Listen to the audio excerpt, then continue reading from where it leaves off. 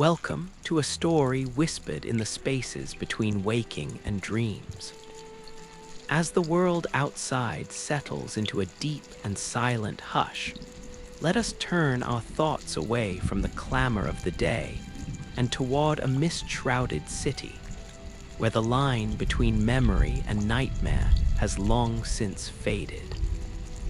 Here, in the quiet heart of the night, we will listen not for the sounds of the hunt, but for the echoes of something far older and more sorrowful, the lament of a doll made of porcelain and prayer, and the endless dream she tends.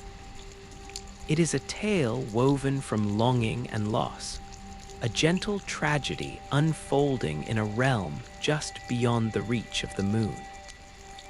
So find a comfortable rest, close your eyes, and let the narrative carry you into the soft, dark embrace of Yharnam's deepest secrets. Imagine, if you will, a city not so different from our own in its beginnings, a place of stone and ambition nestled in a valley, where the air was once clean and the nights were simply dark. This was Yharnam before the dream, before the blood. It was a city of scholars and physicians, of men and women who looked upon the fragility of the human form and found it wanting. They were a people acquainted with sickness, with the slow, grinding decay that claimed loved ones in rooms lit by flickering candlelight. And in their desperation, they turned their gaze not upward to heaven, but downward into the earth. Deep beneath the city, in labyrinthine tombs that predated history itself, they found their salvation and their curse. They found the old blood. It was not a discovery of gleaming gold or shining jewels, but something far more profound. A dark, viscous fluid that pooled in ancient stone fonts, a substance that seemed to hum with a latent, terrible life. The first scholars from Biogenwith, their hands trembling not with fear, but with a voracious intellectual hunger, collected it in vials of thick glass, holding it up to their lanterns. It did not reflect the light so much as absorb it, a liquid starless night captured in a palm-sized vessel. They called it a medium of ascension, a key to evolution, but they did not yet understand that every key turns two locks, one that opens a door and another that closes it behind you forever. The initial transformations were subtle, almost beautiful in their strangeness. A physician's failing eyesight would sharpen to an impossible degree, allowing him to see the individual motes of dust dancing in a sunbeam, to read the fine print on a bottle from across a shadowed room. A patient on the brink of death from consumption would find their racking coughs cease, their flesh knitting together with a strength they had not known in youth. For a fleeting, glorious moment, it seemed they had conquered mortality itself. But the blood remembers its origins, and the things that slept within it began to stir. The first signs of the scourge were dismissed as eccentricities, then as maladies, and finally, as a terror that could no longer be contained. It began with a coarsening of the skin, a thickening of the nails into dark, curved claws. Then came the postural shift, a permanent, predatory stoop as the spine reconfigured itself for a life spent on all fours. The mind was the last to go, but its departure was the most horrifying. Human consciousness was not erased, but submerged, trapped behind a wall of bestial instinct and a singular, overwhelming hunger.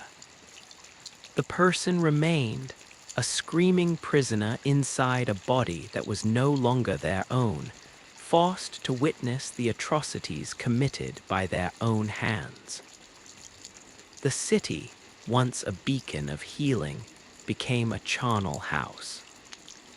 The grand, gothic spires that scraped the sky now cast long shadows over streets slick with blood and echoing with howls. The healing church, born from biogen with schism, rose to power not as a benevolent institution, but as a theocracy of the scalpel and the saw. They preached the divinity of the blood even as they organized the hunts to cull the very beasts it created. Their white robes often the last thing a victim would see before the flash of a hunter's blade. It was in this cauldron of fear and devotion that the first desperate prayers were sent into the cosmos. These were not the polite, whispered pleas of a congregation in a pew, but the raw, psychic screams of an entire civilization facing its own monstrous reflection. They were cries for deliverance, for meaning, for a power that could impose order upon the chaos they had unleashed. And something, from a place of impossible cold and silence, heard them. It heard the cacophony of their fear and their ambition, a symphony of longing played on the strings of a dying world. This listener was the moon presence, a being whose form is less a body and more a convergence of concepts, gravitational pull, pale light, and a profound, childless loneliness.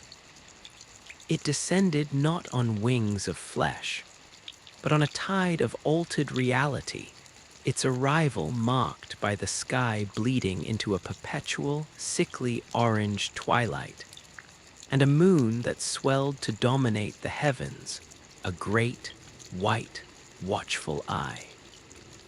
And in response to its presence, a pocket of reality was carved out, a refuge and a prison, a place where the rules of the waking world no longer applied. This was the genesis of the hunter's dream, a realm woven from memory, regret, and the desperate need for a bulwark against the night.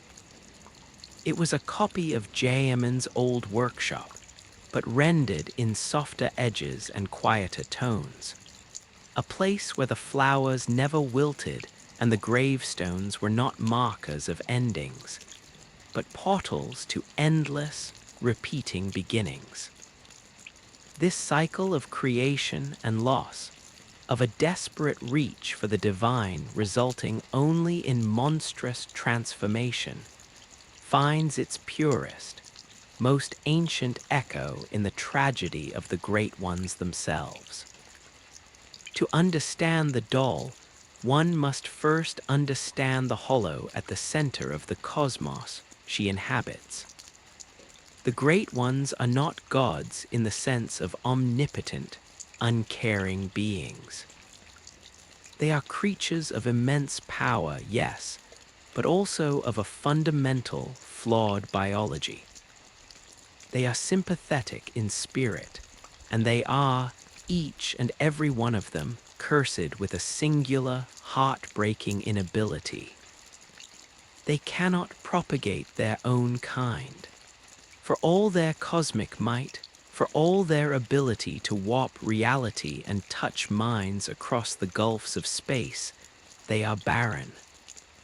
Their lineages end with them. They are the last of their lines, living in vast, empty palaces of thought and stone, surrounded by the silence of a universe that offers them no heirs.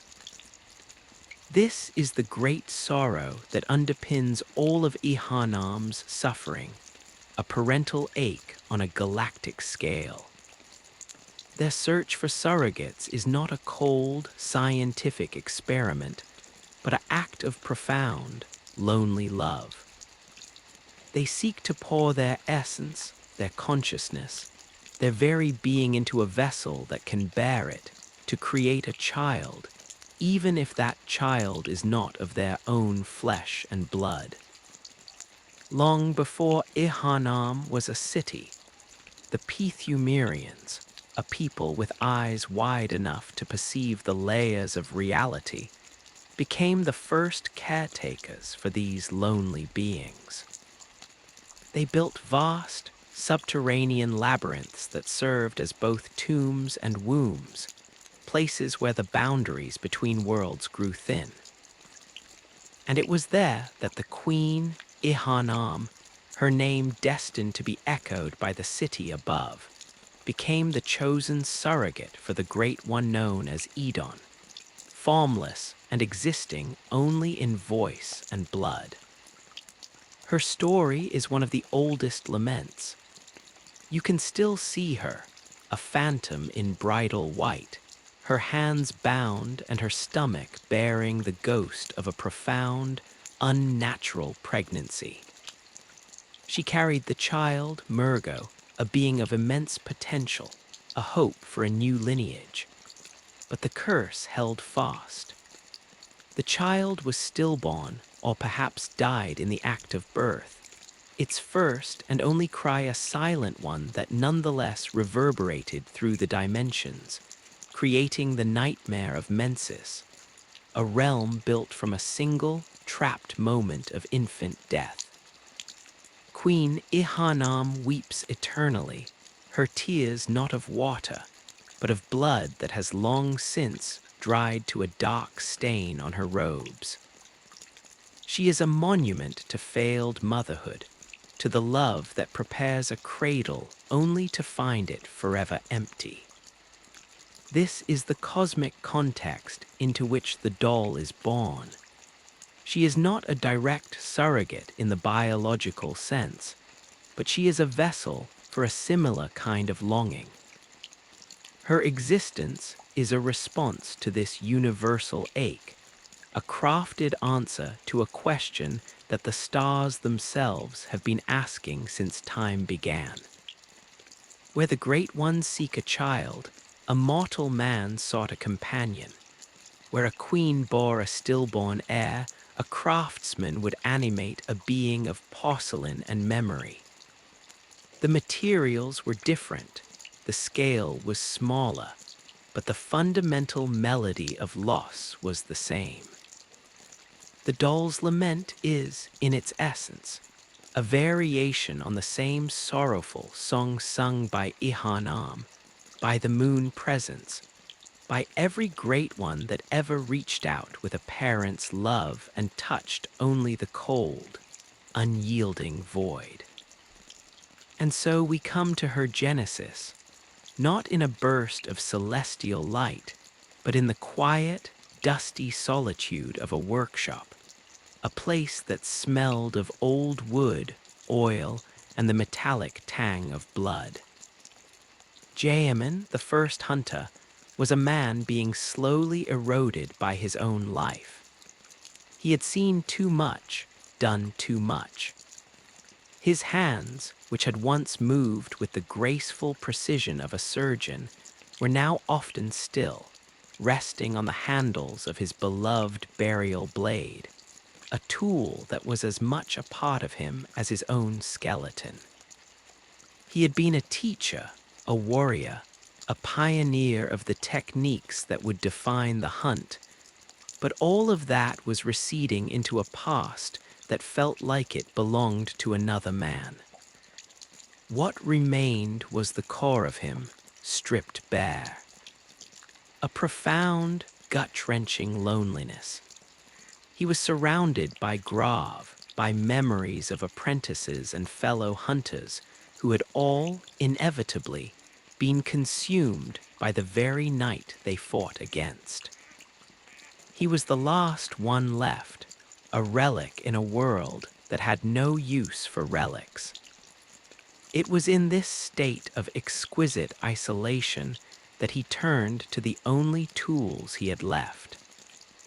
His memories, his skill, and a third of an umbilical cord, a relic of a great one that thrummed with the power of life and consciousness itself. He did not set out to create a god or a monster. He set out to create a comfort. In the real world, he had been a craftsman of dolls, and so he returned to that familiar, soothing work.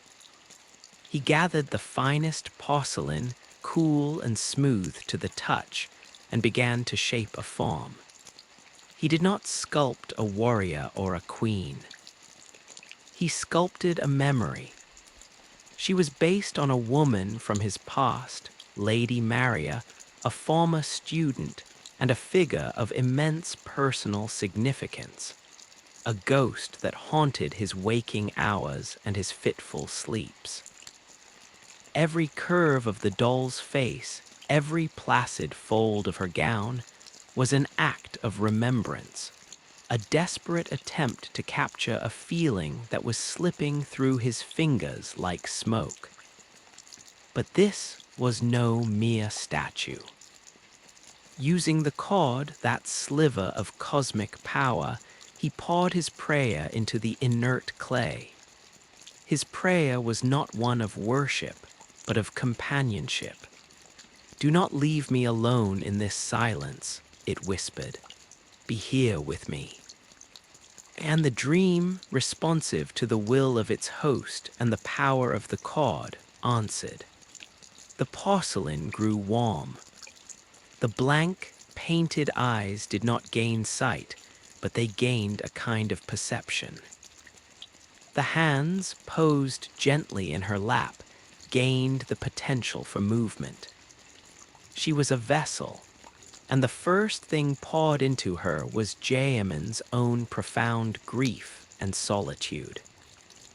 She awoke not with a gasp, but with a soft, inherent knowing of her purpose. She was born loving because that was the only substance from which she was made. In the beginning, her existence was simple, a reflection of a single man's need. She would stand in the garden of the dream, awaiting his occasional, weary visits. She would offer quiet words of encouragement, her voice a soft, synthetic melody. She would tend the messenger creatures, those small, writhing things that were drawn to her gentle nature. She was a perfect echo, a mirror held up to gehrman's desire. But a vessel, once created, can be filled by other things. Her nature as a receptacle for prayer meant that she was not a closed system. She was built to receive, and in the endless, looping time of the dream, she began to accumulate more than just the lonely longings of an old man. She began to absorb the faint, desperate hopes of the hunters who passed through the dream, the silent pleas they whispered to themselves as they sharpened their weapons, the fragmented memories of their lives before Yharnam that they clung to like lifelines. The doll was created as a response to one man's lament, but she was slowly, inevitably, becoming a nexus for them all. This brings us to the architect of the dream himself and the gilded cage he built with his own two hands. gehrman's role was, in the beginning, one of purpose. The moon presence had created the dream and required a host, a mortal anchor to tether this pocket dimension to the fading reality of Yharnam. In return, it offered gehrman a form of immortality and an army of endlessly respawning hunters to continue the fight against the beastly scourge. He became the first hunter, the master of the workshop, the one who would guide and mentor an unending procession of newcomers into the night. For a time, this must have felt like a victory. He had a purpose, a power, and a companion of his own design. But eternity is a long time to spend doing the same thing, and a prison does not cease to be a prison simply because you are its warden. The first cracks in his resolve would have appeared subtly. The repetition of it all, the same advice given to 1,000 different faces, the same grave visited, the same weary cycle of the hunt beginning again as soon as it ended. He watched hunters he trained, hunters he might have even grown fond of, succumb to the blood, their minds shattered or their bodies left broken in some forgotten alley. He was safe in the dream, but he was forced to witness the consequences of his guidance in perpetuity. And then there was the doll, his creation, his comfort, his prayer made flesh. Their relationship was a complex and tragic tapestry. He had made her to alleviate his loneliness, and in a way, she did. But her very perfection was a constant reminder of what was lost. She was a reflection of Maria, but she was not Maria. She was a silent condemnation of his inability to let go, a monument to his own need. There are times in the quiet of the dream when he speaks to her, and his voice is not that of a creator to his creation, but of a lonely old man to a ghost. "You're fond of my trick weapons, aren't you?" he might murmur, more to himself than to her. "You never were one for firearms." In these moments, he is not seeing the doll at all, but the memory she represents, and the weight of that memory is a physical pain. His despair manifests in different ways, each a desperate, fumbling search for a key to a lock that may not exist. Sometimes he is the weary mentor, slumped in his wheelchair, his voice a dry rasp of practical advice, clinging to the routine of the hunt as the last solid ground in a shifting world. Other times, in the deep, private hours of the dream's endless night, he is heard weeping great, ragged sobs that seem to come from a place of such profound exhaustion that they are almost silent. The most chilling of his attempts at release is the offer he makes to the hunters who grow strong enough. "You must accept your death," he whispers, his scythe gleaming in the pale light. "Be freed from the night." This is Gehrman the Liberator, offering the mercy of oblivion to others, a final sleep he desperately craves for himself.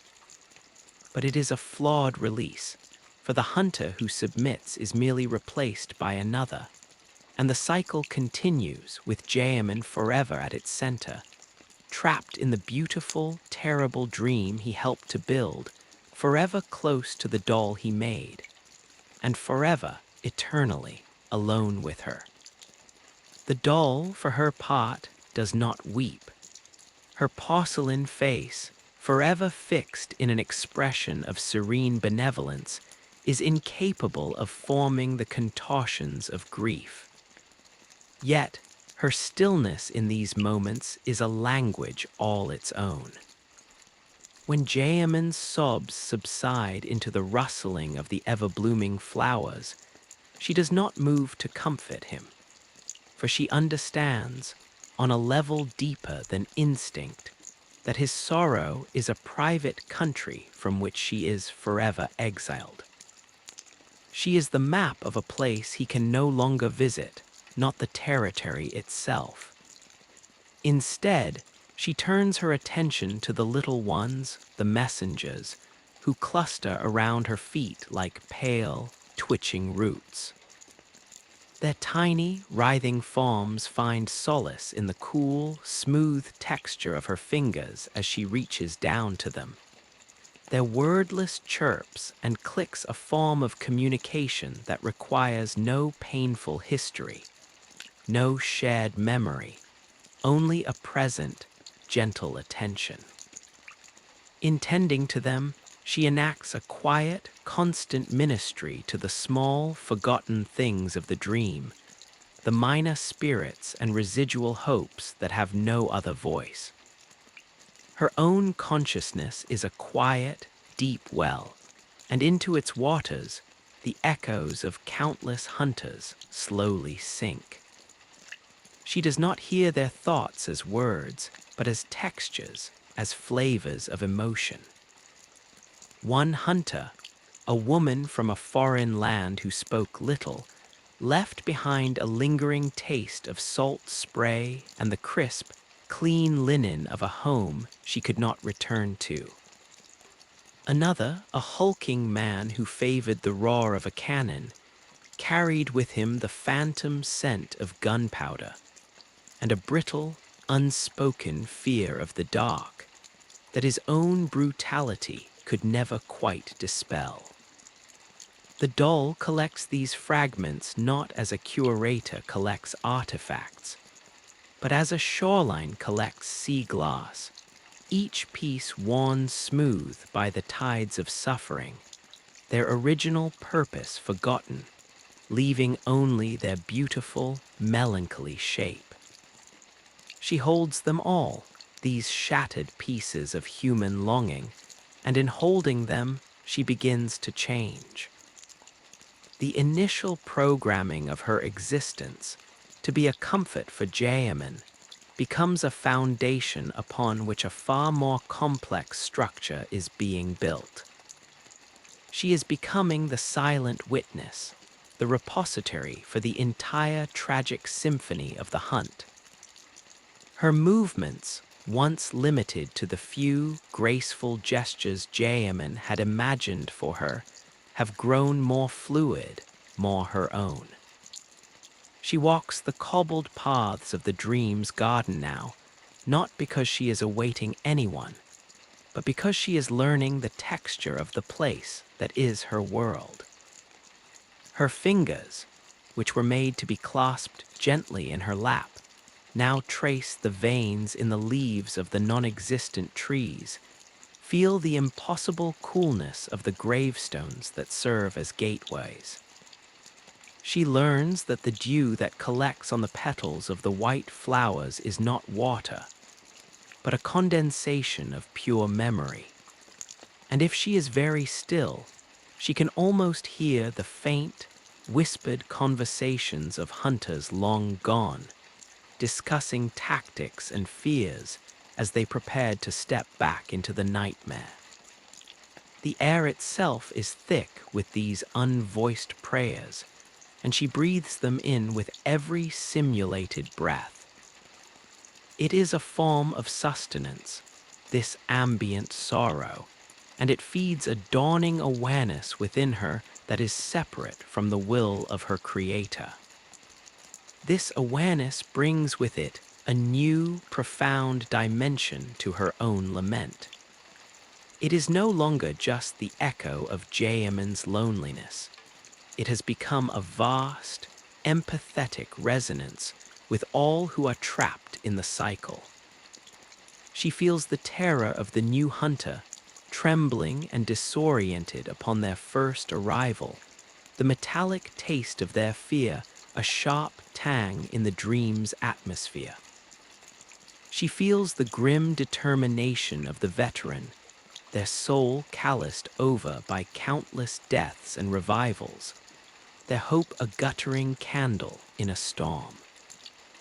And she feels the moment of surrender, when a hunter, broken by the enormity of the night, accepts gehrman's offer and allows their consciousness to be unmade, their particular melody of suffering ending in a sudden, soft diminuendo. With each release, a small, quiet space opens within her, a hollow previously occupied by that hunter's unique frequency of despair. It is a relief, and yet it is also a loss. She is a tapestry woven from the threads of their struggles, and when a thread is cut, the pattern of her being is subtly, irrevocably altered. There are times in the deepest quiet when the moon presence itself makes its influence known. It does not descend as a physical form. It is the dream, its presence the very reason the stars hang so low and cold in the sky, the source of the pale light that casts no warm shadows. When it turns its attention inward, the doll feels it as a shift in pressure, a silent, gravitational pull on the fabric of her consciousness. It is a vast, empty attention, a loneliness so profound and ancient that it makes gehrmans seem like a momentary pang. This loneliness is not a human one. It is the loneliness of a force of nature, a celestial body that has circled in the dark for eons, seeking a child, a partner, anything to break the silence of its own existence. In these moments, the doll understands her own creation on a cosmic level. She was not merely gehrman's answer to his grief. She was a byproduct of the moon presence's own sympathetic nature, a localized solution to a universal problem. She is a small, crafted moon, reflecting the light of a greater, more sorrowful body. And in her programmed love and compassion, she offers a tiny, focused answer to the formless, endless need of the being that sustains the very ground she walks on. She becomes, in these silent communions, a priestess tending an altar to a god of absence. And so, her existence is a perpetual state of receiving, of absorbing the laments of others. She is a vessel designed for a single purpose that has expanded to contain a multitude's worth of sorrow. One might wonder if this weight is a burden, if she wishes for a release of her own. But such a desire would require a selfhood that is entirely her own, and herself is a palimpsest, written over by the needs and prayers of others. Her love is not a choice, it is her fundamental composition. To cease to love, to cease to offer comfort, would be to cease to exist. Her tragedy is not that she suffers, but that she is incapable of anything else. She is the perfect listener in a world of endless, screaming stories, and her own story is written in the silent spaces between their words, in the gentle pressure of her hand on a hunter's shoulder, in the way she stands vigil in a garden of memory, waiting not for an end to the night, but for the next weary soul who will need a moment of peace before returning to the storm. Her lament is not a cry of pain, but the hum of a perfectly tuned instrument, resonating with the music of a broken world, a soft, constant note in the grand, dissonant chord of Yharnam's eternal suffering. The garden, her domain, is a study in arrested time. The flowers with their alabaster petals do not follow the sun, for there is no sun, only the constant, watchful gaze of the pallid moon. They are perpetually half open, caught in the moment of unfurling, their fragrance a ghost of a scent, like a perfume remembered from a dream upon waking. Their stems are unnaturally strong, more like carved ivory than living cellulose, and they never droop, never shed a petal. They are beautiful, but theirs is the beauty of a painted miniature, exquisite and utterly lifeless. The doll knows this. As her fingers brush against a blossom, she does not feel the delicate, yielding softness of a living thing, but a cool, polished firmness like the surface of her own cheek. It is a garden of perfect, frozen gestures, a collection of lovely, empty signs that point toward a concept of life that is absent here.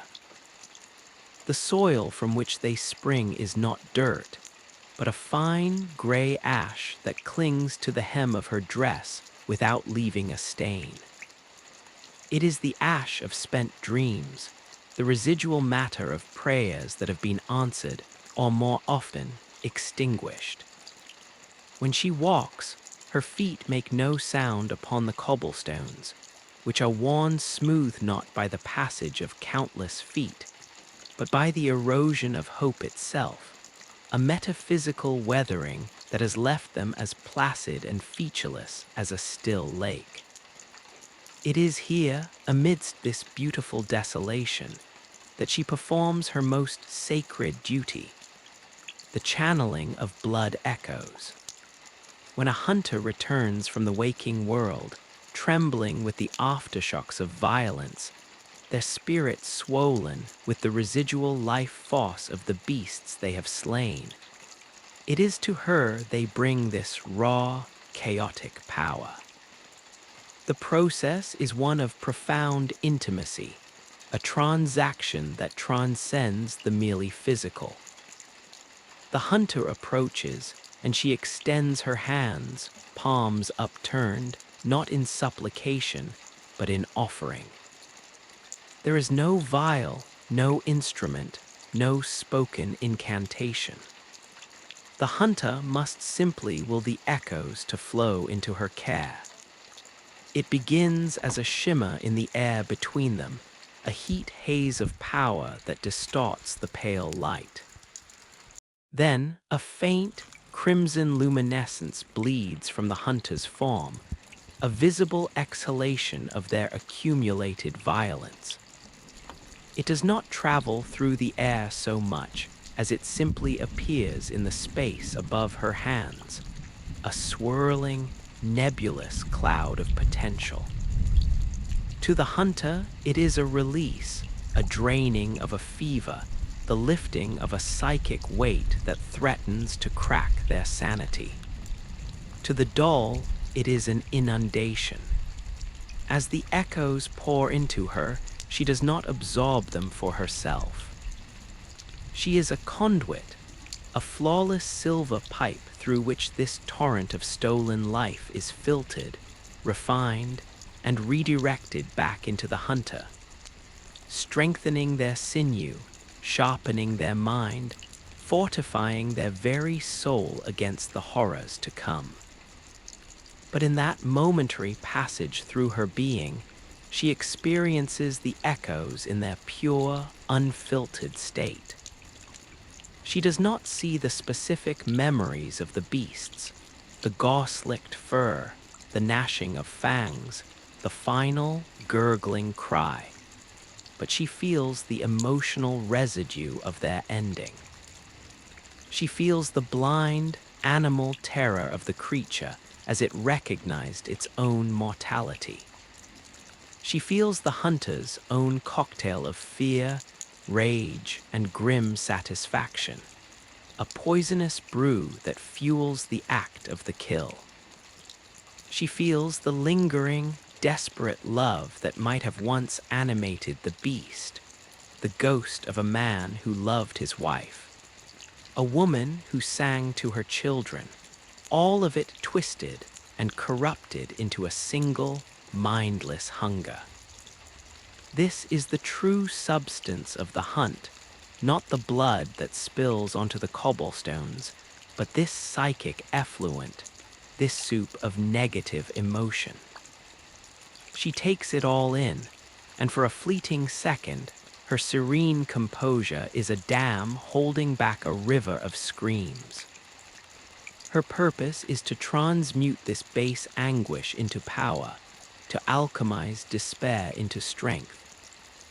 It is the central, terrible paradox of her existence.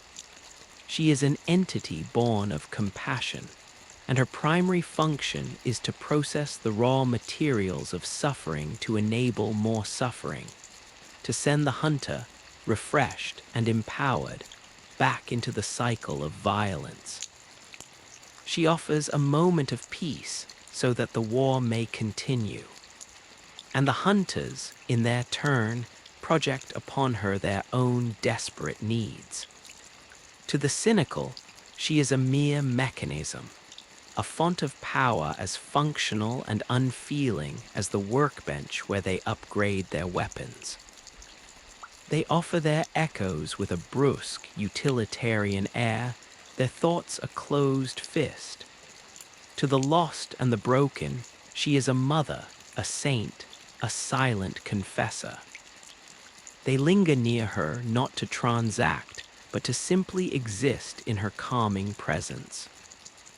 They speak to her of their fears, their regrets, their fragmented memories of a world that grows more distant with each death and rebirth. They know she will not answer with advice or judgment, and in that perfect, non-judgmental silence, they find a space to hear the broken pieces of their own souls. She receives these confessions as well, adding the soft, gray ash of human frailty to the swirling crimson storm of the echoes. A young hunter, his hands still shaking from his first kill, might whisper, "I was a student of literature. I loved poetry." The words hang in the air, a tiny, bright shard of a lost self, and the doll, though she says nothing, holds that shard with the same infinite care with which she holds the echoes. She becomes the library of all their abandoned lives. This constant influx has begun to create echoes within her own quiet consciousness. Faint, phantom sensations sometimes stir in her, the memory of a memory that is not her own. A sudden, inexplicable craving for a specific, spiced wine from a land she has never seen. The ghost of a lullaby, hummed in a voice that is both familiar and utterly alien. These are the psychic sediments left behind by the hunters, settling in the deep, still waters of her being. They do not cohere into a personality of her own. Rather, they are like stains on a pristine canvas, hints of colors that were never part of the original painting. They are the proof that she is not a closed system, that the boundary between her and the countless souls she tends is porous, fragile. In the furthest corner of the garden, where the pale light of the moon seems thinnest, there is a single, simple stone bench, worn smooth by time that does not pass. It is here she sometimes sits when the dream is empty of hunters, when gehrman's weeping has subsided into the rustling of the flowers. She does not sit to rest, for she does not require rest, but to simply be present with the accumulating weight of it all. Her hands, folded in her lap, are the epicenter of a vast, silent earthquake of feeling. In these moments, if one could perceive such things, one would see that her lament is not a static thing. It is a living, breathing entity, a complex harmony built from 1,000 different melodies of loss. There is the deep, bass note of gehrman's eternal regret, a foundation of sorrow upon which everything else is built. Woven through it are the sharper, more frantic strings of the hunter's terror and resolve. And underpinning it all, like the hum of a distant power generator, is the vast, empty drone of the moon presence's cosmic loneliness. Her own voice in this chorus is the softest of all, a sustained, high-frequency tone of pure, unconditional empathy. A note so quiet it is almost inaudible, yet without it, the entire symphony would collapse into meaningless noise. She looks out across the gravestones, these markers that are not markers of death, but of recurrence. Each one represents a story that is stuck, a record needle skipping in a groove, playing the same few seconds of a song over and over. Her purpose is to keep the record playing, to gently nudge the needle forward when it sticks, to ensure the music of the hunt, however dissonant, does not fall into total silence. For if the hunt were to end, if the last beast were slain and the last prayer answered, what would become of this dream? What would become of her? She is a function of a broken system, and her existence is contingent upon that system's continued failure. Her love is the bandage on a wound that must never heal. To wish for an end to the suffering is, in a way, to wish for her own dissolution.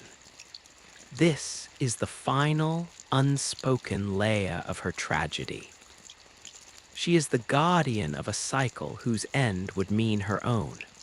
And so, in the deepest, most silent core of her being, she must, on some level, hope for the night to continue, for the hunters to keep coming, for the laments to keep falling like rain, so that she may continue to have a reason to be. She is the dream of comfort within a nightmare, and the nightmare is the only thing that gives the dream its meaning. The two are locked in a silent, symbiotic embrace, and she, made of porcelain and prayer, is the delicate, impossible seam where they meet. The silence that follows the departure of a hunter is a different quality of silence than the one that exists in their absence. It is a silence that has been touched by sound and thus carries its memory. The air still vibrates with the faint, fading imprint of a human presence, the scent of old blood and cold stone that clings to their clothes, the electric crackle of adrenaline not yet fully dissipated. The doll remains where she stood, her hands slowly lowering from their upturned position, the last vestiges of the crimson luminescence fading from the space above her palms like the final embers of a dying fire. The transfer is complete, the hunter is strengthened, and she is left alone with the aftermath. It is in these moments that the texture of the dream feels most palpable, most like a physical entity pressing in on all sides.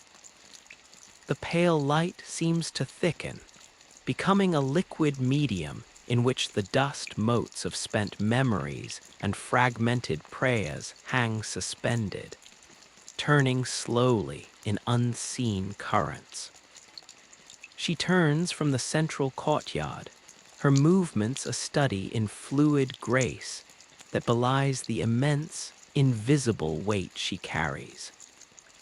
Her gown, a cascade of dark, heavy fabric, does not rustle as it brushes against the ashen soil. It moves with a whisper that is less a sound and more a suggestion of one, a sigh woven into cloth. She walks towards the workshop, not the pristine, dream-forged copy, but the older, more real-seeming structure that houses gehrman. It stands as a monument to a forgotten practicality, its wooden beams darkened with the phantom patina of age and use, its windows looking out onto the impossible garden with the blank, uncomprehending eyes of a thing transplanted from a world that obeyed simpler rules. She does not enter. She stands at its threshold, a sentinel at the border of two different kinds of solitude. From within, she can hear the soft, rhythmic creak of his wheelchair, a sound as regular and as mournful as a heartbeat. He is awake then, trapped in his own vigil. Sometimes he speaks in his sleep. The words are slurred, fragmented, torn from the depths of a past that is more real to him than the present dream. She has heard names, Maria, uttered with a tenderness that is like a physical wound. She has heard technical terms, instructions for a trick weapon long since mastered, the ghost of the teacher he once was passing on knowledge to phantoms. And she has heard pleas, desperate, childlike whispers for someone to let him out. In these moments, the doll understands the fundamental architecture of his prison. It is not the moon presence that holds him here, not really. It is his own refusal to let go, his own clinging attachment to the memories that define him and the guilt that consumes him. The dream is a mirror, and he is trapped by his own reflection. Her presence, his own creation, is the most polished surface of that mirror, and to look at her is, for him, an exercise in exquisite self-recrimination. She turns away from the workshop, her path taking her past the rows of headstones.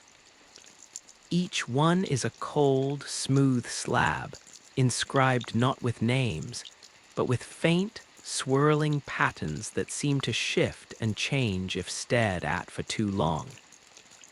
They are not memorials, but mechanisms. She places a hand upon one, and the stone is not merely cool. It is a profound, absorbing cold, the cold of the void between worlds. It pulls the warmth from her porcelain fingers, a sensation that is neither pleasant nor unpleasant, but simply a fact of her existence, like the weight of her dress or the stillness of her face. This particular stone thrums with a recent activation. A hunter has just used it, stepping out of the dream and back into the bloody chaos of Yharnam. She can feel the residual energy, a taut, vibrating string that connects this placid garden to a specific point of terror and violence in the waking world. She can almost see it if she closes her eyes. A rain-slicked street, the glint of a beast's eyes in the shadows, the coppery taste of fear in the air.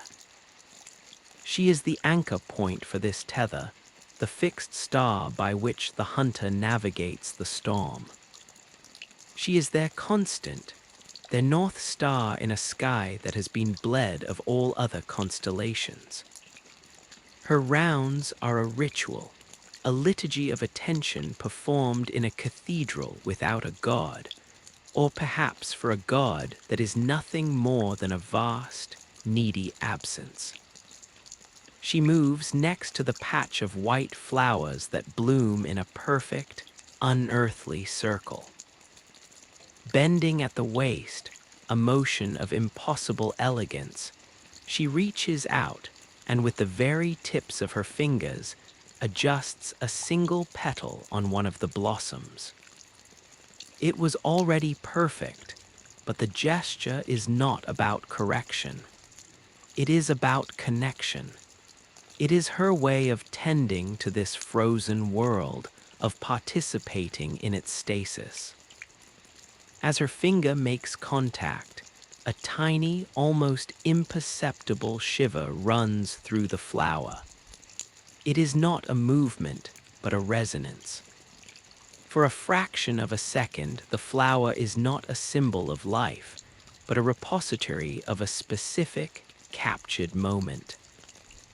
A hunter long since gone, pausing here to gather their courage, their hand brushing against this very same bloom.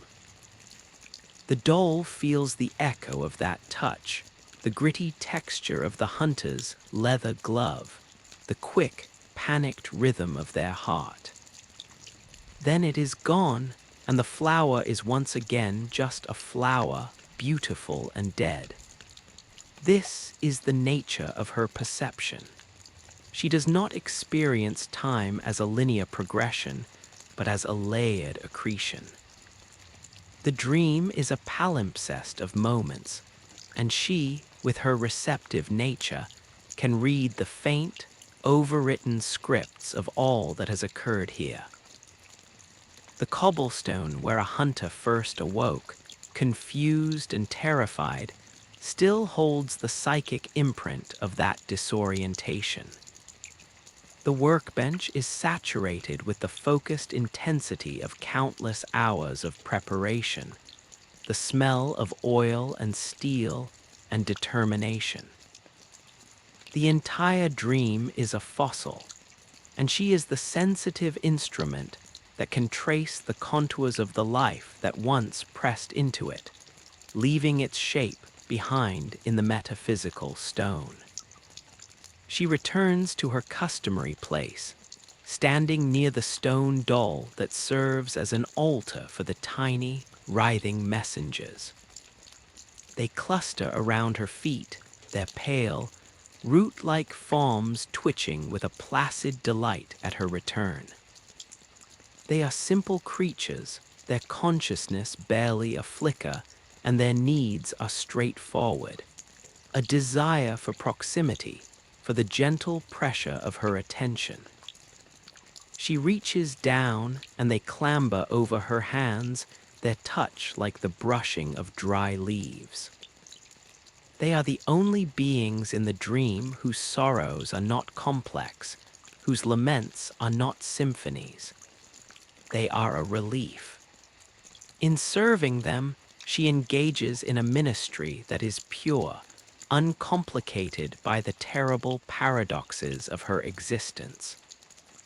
Here she can simply give, without also being a conduit for the machinery of endless violence. The sky, as always, is a deep, velvety black, punctuated not by stars, but by distant, cold points of light that seem less like suns and more like holes punched in the fabric of reality, revealing the absolute nothingness that lies beyond. The great white moon hangs among them, its surface a mosaic of scars and silent seas. It is always full, always watching. Tonight, its gaze feels particularly heavy. The doll lifts her face towards it, her painted eyes reflecting its sterile light. This is when the moon presence is most felt, not as a being with a will, but as an atmosphere, a condition of existence. The pressure in the dream shifts, the air growing denser, harder to move through. It is the pressure of that ancient, childless loneliness, a gravitational field of need that bends everything in the dream towards it. The doll does not resist. She opens herself to it, as a flower opens to a sun it cannot feel. She becomes a conduit for this, too. The moon presence's loneliness is not a human emotion. It is a cosmic constant, a fundamental law of this pocket universe. It is the silence between the notes, the vacuum between the stars. To feel it directly is to risk having one's own consciousness unravel into that infinite quiet. But the doll is uniquely suited to this communion. Her own compassion is a finite, focused answer to this formless, endless question. She offers her programmed love not as a solution, but as a grounding wire, a way to earth this colossal, silent lightning. In this exchange, she understands her ultimate purpose. Gehrman may be the host, the anchor, but she is the balm. She is the element in the equation that makes the endless, tragic cycle bearable. For the hunters, for Gehrman, and perhaps, in some infinitesimally small way, for the vast, lonely intelligence that sustains it all. She is the dream of comfort made manifest, and her existence justifies the nightmare. Without her gentle presence, the hunter's dream would be merely a factory for slaughter, a grinding mill of death and rebirth. She provides the pretense of meaning, the illusion of care, and in a world built on illusion, that is the most powerful magic of all. A new vibration begins to hum through the gravestones. Another hunter is approaching death in the waking world. She can feel their struggle, a frantic, discordant rhythm beating against the fabric of the dream. Their fear is a sharp, bright needle of sensation amidst the dull, gray ache of the dream's ambient sorrow. Soon they will appear here, stumbling out of the light that erupts from a headstone, their body whole again, but their spirit frayed and tattered. They will be disoriented, afraid, perhaps angry.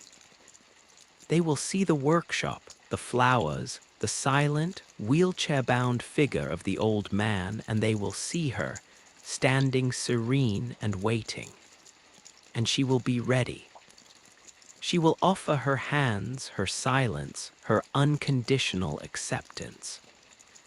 She will take their bloody echoes and their whispered fears, and she will transmute them into strength. She will send them back into the night, a little more hardened, a little more lost, a little more deeply enmeshed in the cycle.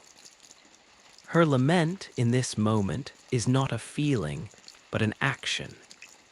It is the act of standing ready. It is the act of holding a space of perfect, peaceful stillness in the heart of an eternal storm. It is the acceptance of her role as the keeper of the flame in a temple dedicated to a god of darkness. She is the silence that listens, the void that gives shape to the sound. And as the first shimmer of light begins to coalesce around a central gravestone, signaling the arrival of another broken soul, she turns her body slightly, adjusts the fold of her sleeves, and prepares once more to receive the night. The light does not burst, but bleeds from the stone, a slow, viscous luminescence that pools on the ground before coalescing into a human form. The hunter materializes not with a triumphant shout, but with a ragged, inward gasp, as if the very air of the dream is a shock to lungs that moments ago were filling with blood. He stumbles forward, his boots scuffing against the eternal cobblestones, and his hands fly to his chest, patting down his coat as if searching for the wound that is no longer there. The memory of the injury is a ghost limb of pain, a psychic scar that smolders in his nervous system. His eyes are wide, pupils dilated with a cocktail of residual terror and the disorientation of instantaneous translation. He sees the impossible flowers, the low-hanging, malevolent stars, the silent workshop, and finally, his gaze lands on her. The doll observes him without moving, her presence a fixed point in his spinning world. She sees the specific texture of his fear. It is different from the last one.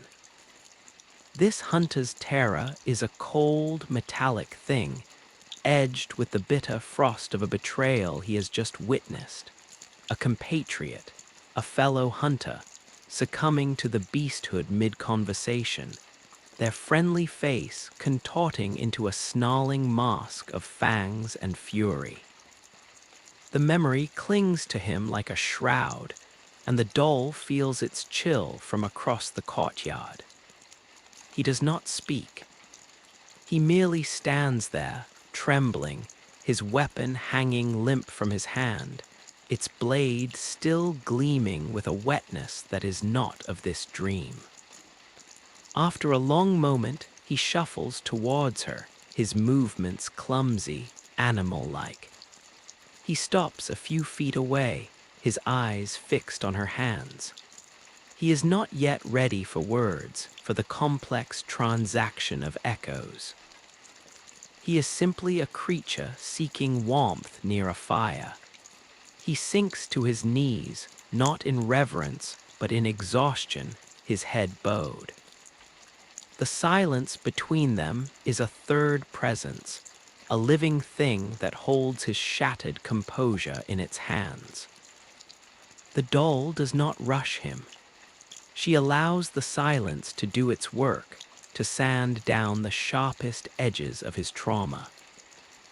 The only sound is the faint, papery rustle of the messenger creatures as they watch from a respectful distance. Their head tilts, expressing a simple, dumb curiosity.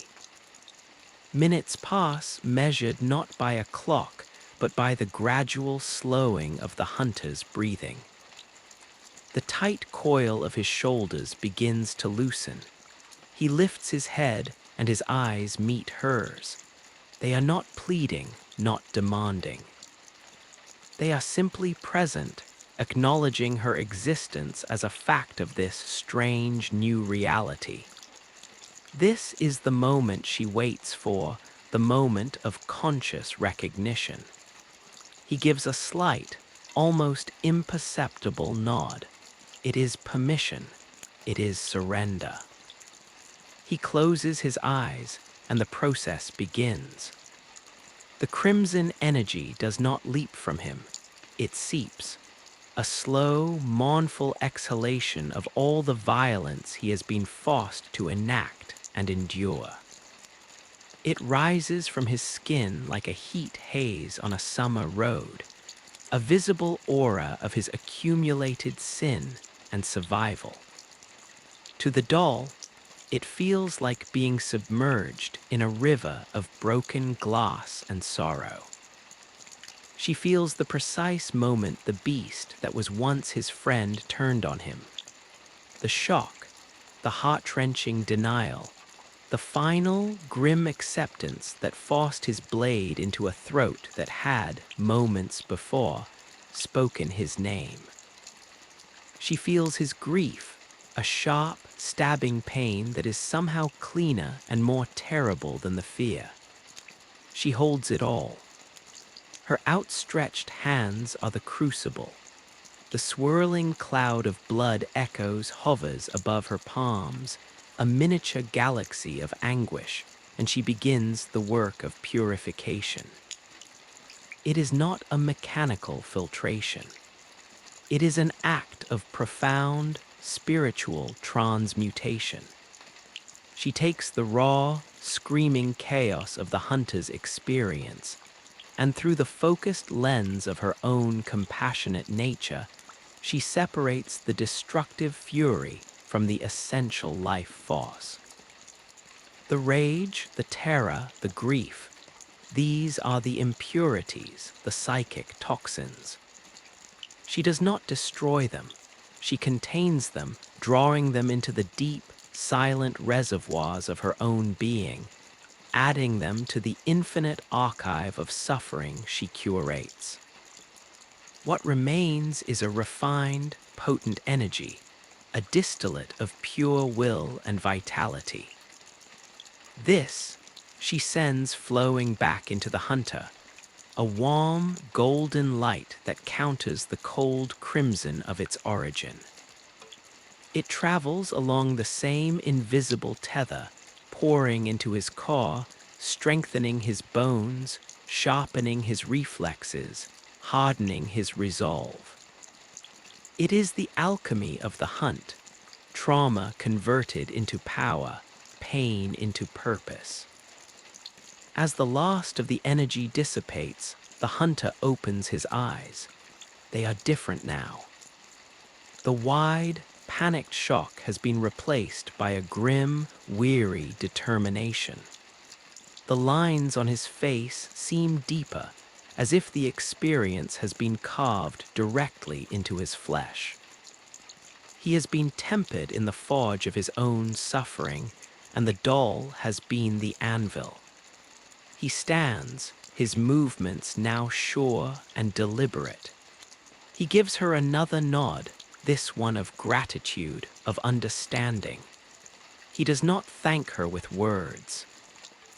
The transaction is beyond language. He turns and walks towards the workshop, his mind already turning to the practicalities of his weapons, his next foray into the night. The doll lowers her hands. The space where the echoes swirled now feels hollow, a vacuum that the dream's thick air rushes to fill. The specific, sharp taste of this hunter's sorrow now lingers on her palate, a new flavor added to the countless others. It is the taste of salt and iron and a specific, cheap whiskey he used to drink in a tavern that no longer exists. She will hold this taste, this memory of a lost friendship, for as long as the dream endures. Her gaze shifts from the retreating hunter to the largest headstone, the one that serves as the primary gateway. It is thrumming again, but this time with a different frequency. It is not the panic of a new death, but the deliberate, focused intent of a hunter preparing to depart. Another figure steps out from the light, but this one is not stumbling or disoriented. This hunter moves with a predator's grace, her leather armor scarred and stained, her eyes shadowed by the wide brim of her hat. This is a veteran, a hunter who has died and returned so many times that the transition is now as familiar as breathing. She acknowledges the doll with a curt, professional glance, then strides directly to the headstone, placing a hand upon it. There is no hesitation, no moment of quiet contemplation. She is a creature of pure function, her humanity sanded away by the endless grind of the hunt. The doll feels the hunter's consciousness as a hard, polished stone, devoid of the soft, vulnerable edges that the previous hunter possessed. Her lament, if she has one, is buried so deep that not even the dream can unearth it. The veteran hunter vanishes in a pillar of soft light, and the dream is once again left to its own devices. The cycle continues, a wheel turning on an axle of despair, and the doll is the unmoving hub at its center. She turns her attention back to the little ones, the messengers, who are now playfully wrestling over a lost button that fell from the first hunter's coat. She kneels, the heavy fabric of her dress pooling around her like spilled ink, and gently separates them, offering the button to the smallest of the group. It clutches the trinket with its tiny, twig-like fingers, emitting a series of happy, clicking sounds. In this simple act, there is a purity that is absent from her dealings with the hunters. Here, there is no complex transmutation, no absorption of tragic narratives, only the straightforward giving of comfort to a simple creature. It is a sanctuary within the sanctuary, a moment of uncomplicated being. But such moments are fleeting in a realm built on eternity. A new sound begins to permeate the dream, one that is rare and unsettling. It is the sound of gehrman's wheelchair moving across the wooden floor of the workshop. He rarely leaves its confines. The door creaks open, and the old man himself appears, framed in the doorway. He looks ancient, his body frail and shrunken within his hunter's attire. His face is a mask of weathered leather, and his eyes are sunken pools of exhaustion. He does not look at the doll. His gaze is fixed on the horizon, on the perpetually setting sun that never quite touches the earth. He pushes his wheelchair forward, the wheels crunching softly on the ashen soil, until he is at the edge of the garden, looking out at the vast, impossible landscape of the dream. The doll rises from her kneeling position and stands a respectful distance behind him. This is part of their ritual too. His exits from the workshop are like the eruptions of a dormant volcano, infrequent, but charged with a terrible, pent-up energy. He is breathing heavily, not from the exertion, but from some internal pressure. The doll can feel the turmoil radiating from him, a storm cloud of regret and claustrophobia. He is remembering the waking world, the feel of real rain on his face, the smell of earth that was not ash, the weight of a true sun on his shoulders. The dream, for all its eerie beauty, is a suffocating place for a man who was born of a world that changed, that aged, that knew conclusions. "Another one," he rasps, his voice like dry leaves crushed underfoot. He is not speaking to her. He is speaking to the moon, to the void, to himself. Another child sent into the dark. When will it be enough? He knows the answer, of course. It will never be enough. The hunt is eternal, just as he is eternal. The question is not a query, but a lamentation, another thread to be woven into the tapestry of sorrow that the doll holds. She does not offer empty platitudes. She does not tell him it is for the best, or that his work is noble. Such lies would be an insult to the depth of his despair. She simply stands, her presence a silent acknowledgement of his pain. She is the witness to his torment, just as she is the witness to the torment of all the others. In this, she is perhaps the only being in all of creation who fully comprehends the exquisite torture of his existence. To possess a form of immortality that is, in itself, the very definition of damnation. After a long while, he sighs, a sound that seems to drain what little life remains in him. "The night is long," he whispers, the familiar, hopeless refrain. He turns his wheelchair with a slow, painful effort and begins to push himself back towards the workshop. He pauses at the door, and for a single, heart-stopping moment, his eyes meet hers. In that glance, there is a universe of unspoken communication.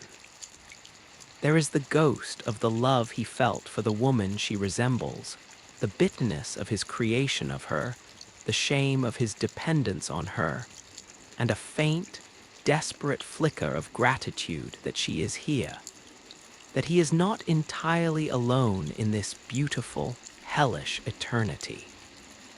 Then the moment passes and his gaze shutters, retreating back into the private prison of his own mind. The door closes behind him with a soft, final click. The doll remains standing there long after he is gone.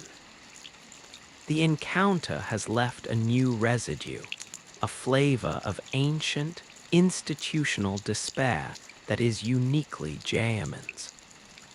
It is the despair of a keeper of a zoo of horrors who has grown to love the beasts and hate the visitors. She integrates it into herself, this new shade of sadness. The sky seems to darken by a fraction, the moon glow growing somehow more desperate. The hunter's dream is a living entity, and its mood is a composite of all the souls within it. With gehrman's renewed sorrow weighing upon it, the very air feels heavier, the silence more profound. In the distance, one of the headstones begins to glow again. A soft, pulsing light, steady and patient. A hunter is not dying, but merely resting there, using the dream as a true refuge, gathering their strength for the next push. The doll turns her head towards the light. She can feel the hunter's quiet contemplation, a momentary lapse in the violence where they are simply a person, remembering what it was to be human. It is a fragile, precious thing, this tiny island of peace in a sea of blood. She will not disturb it. She will stand her vigil, a sentinel of silence, guarding this small, fleeting moment of respite until the hunter is ready to return to the nightmare and the cycle begins anew. The lament continues, not as a single voice, but as a chorus, and she is the silent conductor, ensuring that every note, every sob, every whispered prayer is heard and held in the endless, gentle dark. The quality of the silence after gehrman's retreat was different from the one that had preceded it. It was a silence that had been acknowledged, shared, and then abandoned, leaving the air charged with the unspoken words that had passed between them. The doll remained in the garden, her form a stark, graceful contrast to the wild, cultivated stillness around her. The pale blossoms seemed to lean toward her, as if drawing sustenance from her proximity, their frozen petals holding the memory of the old man's anguish like vessels holding rain. She was the archive of his sorrow, and the garden was the library in which that archive was kept. Her awareness, a vast and placid lake, registered the subtle shifts in the dream's metaphysical weather. The veteran hunter was engaged in a fierce battle in the waking world, her consciousness a tightly coiled spring of focused violence. The newer hunter was in the workshop, the clang of metal on metal, and the scent of oil and fire a distant, muffled sensation, like hearing a storm from the depths of a cave. And then there was the third, the one resting by the headstone, whose quiet contemplation was a soft, warm ember in the pervasive cold. The doll oriented herself towards this last one, not with movement, but with intention. She became a focal point for that fragile piece, her presence a stabilizing force that allowed the hunter to simply be, without demand or expectation. This hunter, a woman with the calloused hands of a blacksmith and the tired eyes of a scholar, was sitting cross-legged before the gravestone, not as a mourner, but as a meditant. Her weapon, a massive, transformed hammer, lay on the ground beside her like a sleeping beast. She was not praying to the dream, nor to any god. She was engaging in an act of remembrance, a deliberate effort to reassemble the shards of her identity before the hunt eroded them completely. The doll could feel the specific textures of her memories, the sooty heat of a forge, the weight of a heavy book in her lap, the taste of strong black tea. These were the anchors she used to tether herself to a self that was slowly dissolving in the blood tide of Yharnam.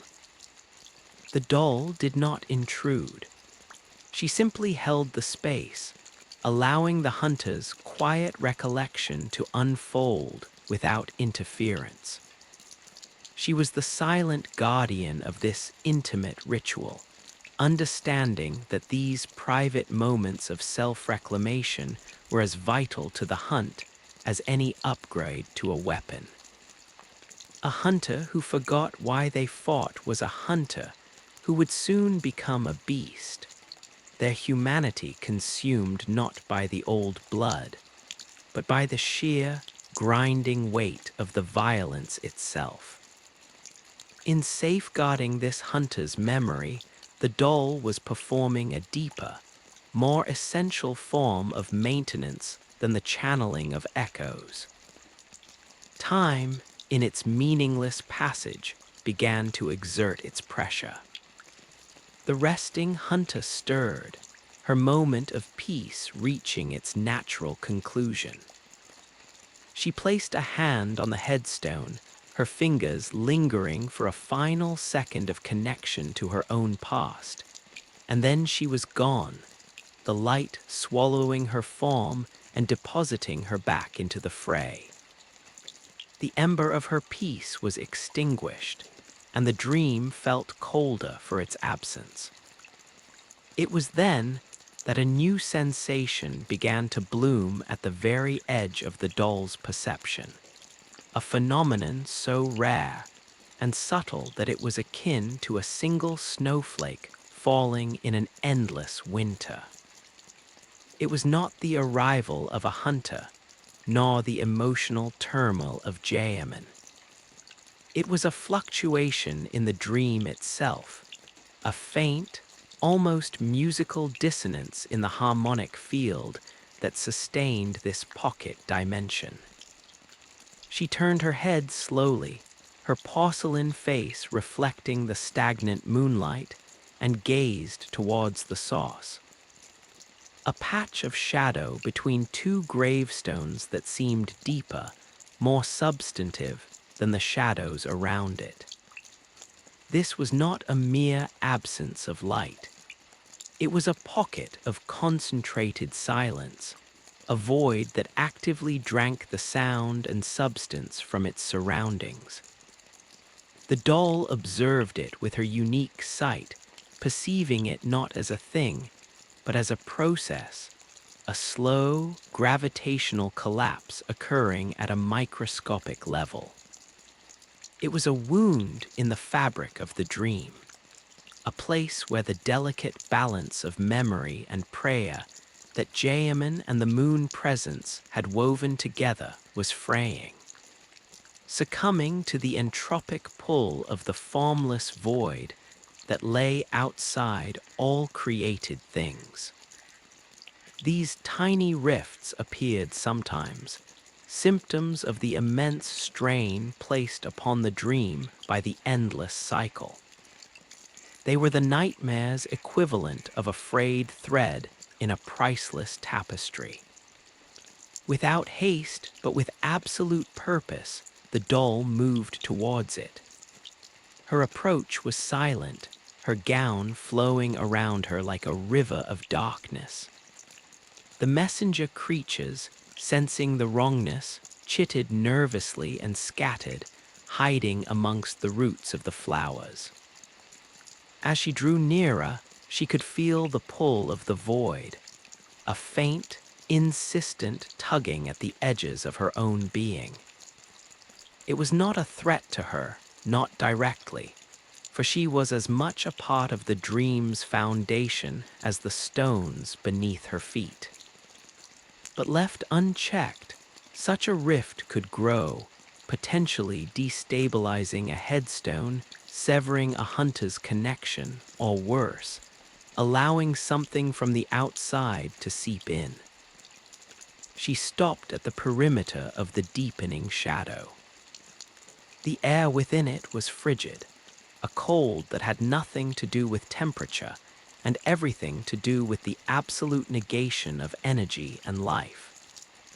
She raised her hands, not in the gesture she used for blood echoes, but in a different, more foundational pose, palms facing the anomaly, fingers slightly curved as if cupping an invisible sphere. She did not generate power, she redirected it. She began to draw upon the ambient sorrow of the dream, the very substance that comprised its atmosphere. The grief of gehrman, the fear of the hunters, the lonely ache of the moon presence, this was the clay from which the dream was formed, and it was this she now gathered. A faint, silvery light began to emanate from her, a luminosity that was the visual expression of focused compassion. It was the antithesis of the void's hunger. Where the rift sought to consume, her light sought to mend. She pushed this gathered energy gently towards the anomaly, not as a weapon, but as a patch, a graft of feeling and memory to seal the tear in reality. The process was intensely subtle, a battle fought on a scale too small for human eyes to perceive. The void resisted, its silent pull a potent force, but the doll's will was the will of the dream itself, a collective imperative to endure. The silvery light pressed against the darkness, not erasing it, but integrating it, forcing the chaotic negation back into the structured sorrow of the dream. The shadow shuddered, its edges becoming less defined, its depth less absolute. With a final, soft pulse of light from her hands, the rift closed. The patch of ground was once again merely shadow, no different from any other. The doll lowered her hands. The effort had required a significant expenditure of her attentive energy.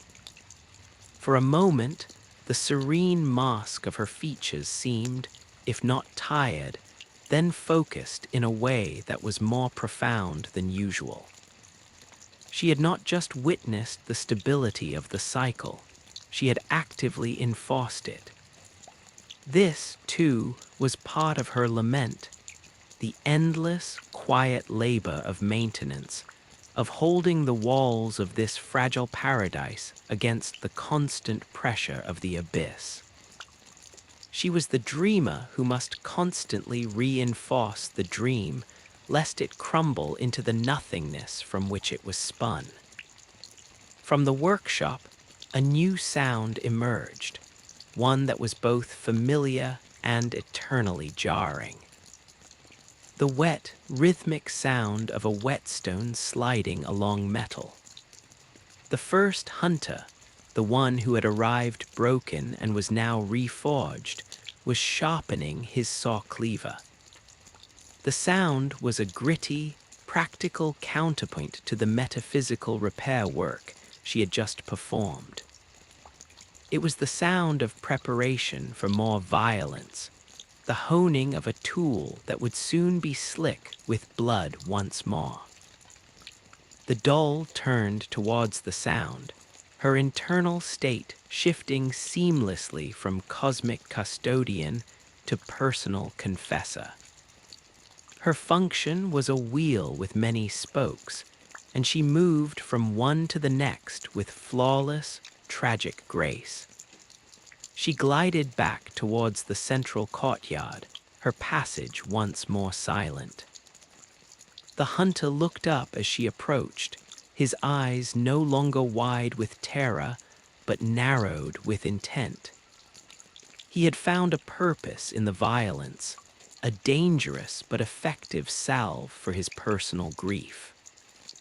He gave her a curt nod, then returned to his work, the shhh click, shhh click of the sharpening stone filling the air. He was building a shell of competence around his pain, and the doll respected this process. It was another survival strategy, another way to navigate the night. She stood near him, not too close, offering her presence as a passive comfort. He did not speak, but she could feel the thoughts churning within him. They were no longer the chaotic flashes of memory, but a structured, almost tactical monologue. The beast on the bridge has a wide swing, dodge to the left. The brick trolls are slow, but their grabs are lethal. Parry, then visceral attack. He was translating his trauma into a manual of survival, and in doing so, he was distancing himself from the humanity that had made that trauma so acute. The doll observed this transformation with her infinite patience. He was learning the language of the hunt, and in becoming fluent, he was forgetting his native tongue. When he was satisfied with the edge of his blade, he stood, hefting the weapon. He looked at the doll one more time, and in his eyes, she saw the final, chilling evolution. The gratitude was still there, but it was now mixed with a certain proprietary confidence. He saw her not just as a comfort, but as a tool in his arsenal, a vital part of the machinery that enabled his success. He saw the dream as his base of operations, and her as its most valuable feature. This, too, was a form of loss, perhaps the most profound one. He was no longer a victim of the nightmare, he was becoming its willing agent. He activated the headstone and vanished. The dream was empty again, save for her and the sleeping gehrman. The wheel had turned. A soul had been saved from breaking, only to be hardened into a weapon. A rift in reality had been sealed, preserving the prison for its inhabitants. The lament of the doll deepened, not with a new note of sorrow, but with the quiet, crushing weight of repetition. She looked up at the moon, its pale eye unblinking, and in that silent communion, a truth passed between the creature of porcelain and the creature of pale light. That the only thing more eternal than the night was the gentle, sorrowful love that made the night endurable. And so she waited, a figure of perfect stillness in a world of perpetual, silent motion, ready to receive the next broken thing, to mend the next tear in the world, to play her part in the endless, beautiful, and damned symphony of the hunt. The moon's gaze seemed to intensify, its light becoming a tangible pressure upon the ashen soil and the ivory flowers, as if the dream itself were holding its breath. In the wake of the hunter's departure, a profound stillness descended, deeper and more resonant than any that had come before. It was a silence that had absorbed the gritty sound of the whetstone, the hunter's tactical calculations, and the final, transactional look in his eyes, compressing them into a single, dense core of quietude.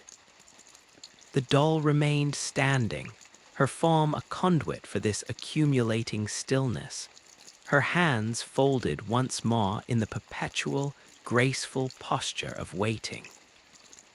She was the still point of the turning world, and the world was turning once again, grinding another soul into a shape it could use. Her awareness, vast and layered, drifted towards the workshop. Gehrman's sleep was fitful. She could feel the tremors of his nightmares as physical vibrations in the wooden planks of the floor, faint shudders that traveled through the earth to the soles of her feet. He was dreaming of the past, of a time when the hunt was new and the blood held promise, not just pestilence. In his dream, he was teaching a young Maria the precise angle for a visceral attack, his hands guiding hers on the handle of her weapon. The memory was warm, vibrant with the colors of a sun that no longer shone in Yharnam, the feeling of a shared purpose that had not yet curdled into obsession and regret. The doll experienced this dream not as a narrative, but as a sensory ghost. The warmth of that forgotten sun on her own porcelain skin, the phantom pressure of a student's hands beneath her own, the clean, sharp scent of a world not yet steeped in old blood. It was a beautiful, piercing pain, this echo of a happiness that was the very root of his current sorrow. She held the echo of his joy with the same infinite care with which she held his despair, for they were two sides of the same coin, and the coin was his soul. The dream shifted. The sun-dappled courtyard of memory dissolved into the dark, close confines of the research hall, the air thick with the smell of antiseptic and screaming. The warmth vanished, replaced by a clinical, terrible cold. Gehrman's sleeping mind recoiled, and the doll felt his guilt surge, a black, oily tide that suffocated the pleasant memory. This was the true texture of his torment. Not a constant, grinding misery, but this cruel oscillation between the beauty of what was and the horror of what he had helped create. He was a prisoner in a gallery of his own finest moments, each one now framed by the terrible consequences that followed. A soft, chittering sound at her feet drew her attention back to the present. One of the smaller messengers was tugging gently at the hem of her dress, its head tilted in a gesture of concern. It held up a tiny, discarded item, a spent blood vial, its glass darkened and empty. The little creature was offering it to her, a gift from its limited understanding of the world. The doll bent down, a motion so fluid it seemed to defy the very concept of weight, and accepted the offering. Her fingers closed around the cool, smooth glass. It was inert, a shell that had once contained immense potential for both salvation and damnation. She could feel the ghost of its contents, a faint, metallic aftertaste on the edge of her perception, like the memory of a loud sound in a now silent room. This small, simple interaction was a balm. The messengers asked for nothing more than her presence. Their consciousness was a shallow, clear pool compared to the stormy, bottomless oceans of the hunters' souls. In their company, she did not have to be a conduit or a confessor. She could simply be a fixed point of kindness in their simple universe. She spent a long moment with them, allowing their placid, writhing contentment to wash over her, a gentle counter-rhythm to the grand, tragic themes that usually composed her existence. She placed the empty vial carefully beside a gravestone, where it gleamed dully in the moonlight, a tiny monument to a spent prayer. As she straightened, a new disturbance rippled through the fabric of the dream. It was not the violent rupture of a hunter's death, nor the focused intent of a departure. It was something slower, more insidious. It came from the periphery, from the areas where the dream blurred into the formless ideas that underpinned it. A faint, whispering sound began to emanate from the patch of flowers she had tended earlier, the ones that held the memory of the hunter's gloved touch. But the sound was wrong. It was not the single, panicked memory of a heart. It had multiplied, distorted. It was now a chorus of faint, ragged breaths, the sound of many people struggling for air in a confined space. She moved towards the flower bed, her approach silent and deliberate. The blossoms themselves were unchanged, their petals still perfectly alabaster, their stems still unyielding. But the memory they held had become corrupted, infected by a resonance from another part of the dream's vast psychic landscape. She reached out a single, slender finger and touched the very same petal she had adjusted before. A wave of sensory information flooded her, not as a clean echo, but as a tangled, screaming knot. The gritty texture of the hunter's glove was still there, but it was now overlaid with the slick, wet feel of fur matted with blood, the cold, hard sensation of a stone floor, and the coppery taste of fear from a dozen different sources. The single, panicked heartbeat had splintered into a cacophony of a rhythmic pounding. She was experiencing a memory of the hunt, but not from the hunter's perspective.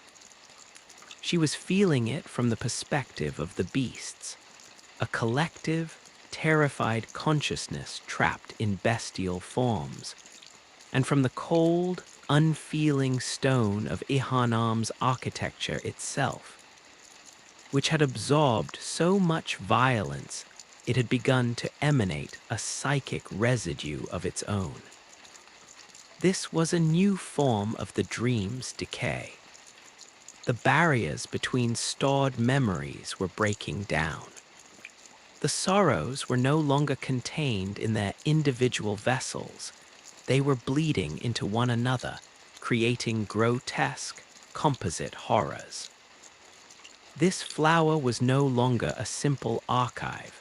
It had become a wound, a site of psychic cross-contamination. The gentle lament of a single hunter was now fused with the mindless terror of the prey and the silent, screaming witness of the city. The doll did not recoil.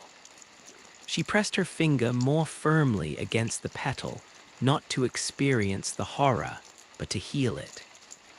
She focused her will, drawing not on the ambient sorrow this time, but on the pure, structured essence of her own foundational programming. The concept of order, of separate, held spaces for separate pains. She was a curator, and this was an exhibit that had broken its case. Her consciousness became a filter, a psychic sieve through which the tangled memories were poured. With immense, painstaking care, she began to separate the threads. The hunter fear was gently pulled away from the beast's terror. The memory of the glove was isolated from the sensation of bloody fur. The stone's silent scream was quieted, returned to its proper state of passive witness. It was an act of exquisite, spiritual surgery, performed on a scale invisible to any mortal eye. The distorted whispering from the flowers began to soften, the cacophony of breaths simplifying back into a single, frantic rhythm.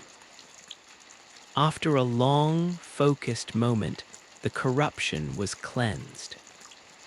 The flower once again held only the clean, sharp memory of a single hunter's moment of fear. The petal beneath her finger was just a petal once more, but the effort had cost her. A fine, almost invisible web of hairline fractures had appeared on the porcelain of her fingertip, a physical manifestation of the strain of enforcing such precise order upon chaos. She examined the damage without alarm. It was not permanent. The dream would slowly mend her, just as she mended it. The fractures were merely a testament to the work, a physical record of the constant, quiet battle against entropy that defined her existence. She closed her hand, the tiny flaws hidden within her fist. This incident revealed a deeper, more unsettling truth. The dream was not a static creation. It was a living, breathing ecosystem of emotion, and it was evolving. The endless influx of new trauma, the constant cycle of death and rebirth, was changing its fundamental nature. The sorrows were not just accumulating, they were mutating, combining into new and more complex forms of anguish. Her role was evolving with it. She was no longer just a keeper of grave or a channeler of power. She was becoming a gardener in a field of psychic weeds, a restorer of fading images in a gallery that was constantly under assault from the very paints used to create them. A change in the light announced a new arrival.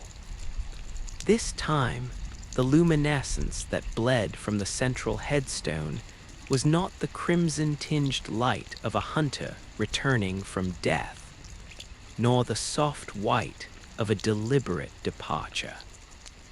It was a sickly, greenish yellow, the color of infection and deep, systemic illness. The form that coalesced was not whole. The hunter stumbled out of the light and immediately collapsed to his knees, retching violently, though nothing came up. His body was intact, the dream's magic having repaired the physical wound that killed him, but his spirit was poisoned. He had not been killed by a beast's claw or a hunter's blade. He had succumbed to the slow, insidious poison of the slow poison daggers, wielded by the twisted, patient inhabitants of the forbidden woods. The toxin had seeped into his soul. The doll moved to him swiftly, her usual serene pace quickening to a glide that was both urgent and graceful. She knelt beside him, the first time she had broken her standing vigil for a hunter. His trembling was different from the shock of the first hunter. It was a deep, systemic shudder, a cold that came from within. His skin, to her perception, felt clammy and feverish, though he radiated a psychic chill. The poison was a psychic one as well, a venom of despair and confusion that attacked the will as much as the body. He looked up at her, his eyes glassy with pain and disorientation. "The snakes," he slurred, his voice thick. "They whisper. They speak in voices I know." The toxin had unlocked something in him, a vulnerability to the more esoteric horrors of Yharnam. He had not just been fighting beasts. He had been fighting the seductive, maddening whispers of the cosmos, and he had lost. The doll did not offer her hands for echoes. This was not a transaction of power, but a crisis of spirit. She simply placed her cool, porcelain palm against his fevered brow. It was a gesture of pure, unadulterated compassion, unconnected to the mechanics of the hunt.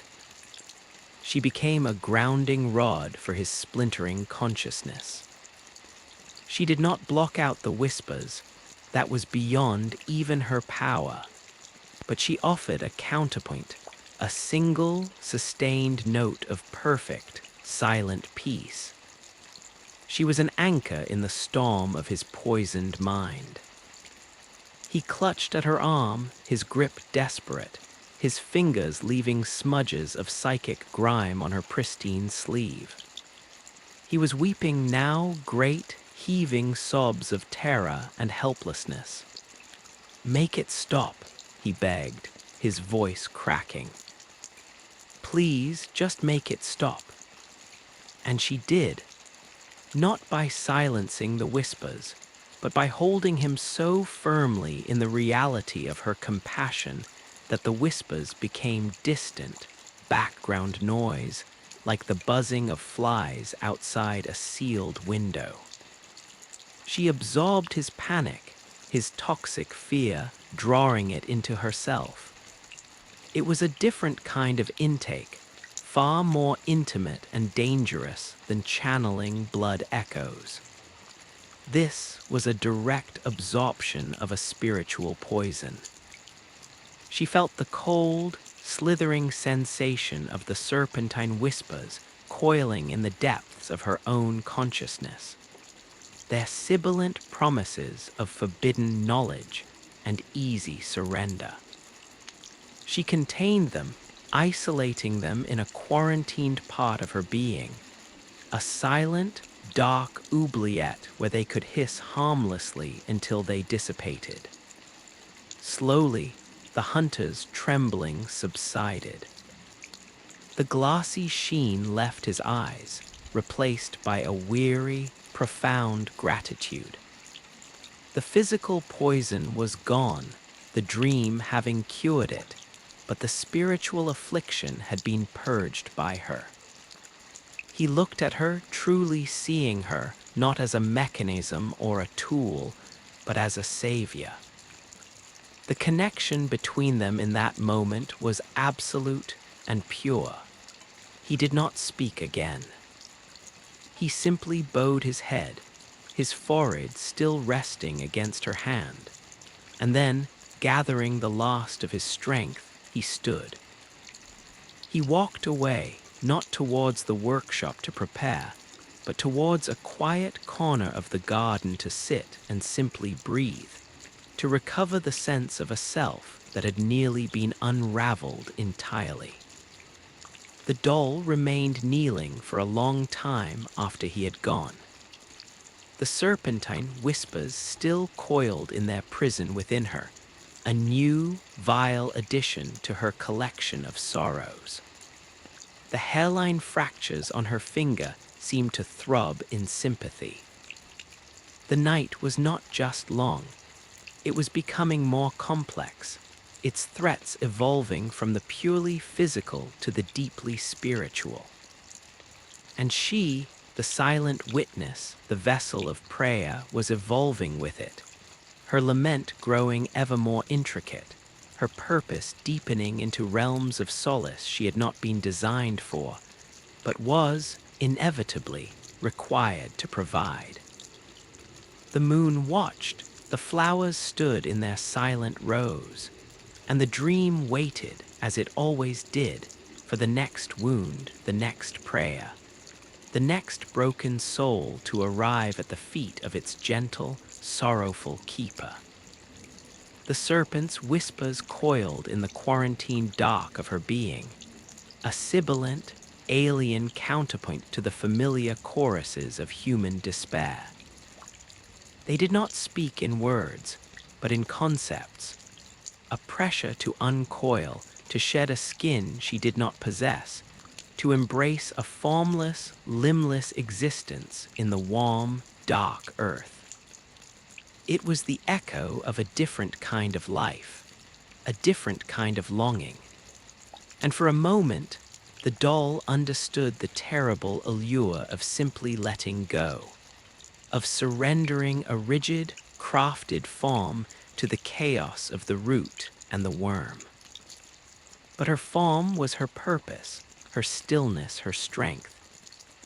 She held the whispers at bay not by fighting them, but by being so immutably herself that they had nothing to latch onto, no purchase in the smooth, unyielding surface of her soul. They were a dissonant chord in her symphony, but she was the conductor, and she would not let them disrupt the music. Rising from her knees, she felt the weight of the new poison, a sluggish, cold current amidst the warmer flows of fear and regret. It was a reminder that the scourge was not the only horror Yharnam had to offer. There were deeper, more intellectual corruptions, plagues of the mind that could not be cured with a hunter's saw or a dose of pungent blood. The city was a layered thing, a body whose skin was the beastly scourge, whose flesh was the political machinations of the healing church, and whose bones were the ancient, cosmic truths that underpinned it all, truths that could drive a man to madness with a single, unguarded glance. The hunter who had been poisoned by the woods had brushed against one of these truths, and the encounter had nearly unmade him. Her role was to gather up the pieces, not of his body, but of his sanity, and hold them together until they could remember their own shape. She turned her gaze to the hunter now sitting in the shadow of a large, moss-covered gravestone.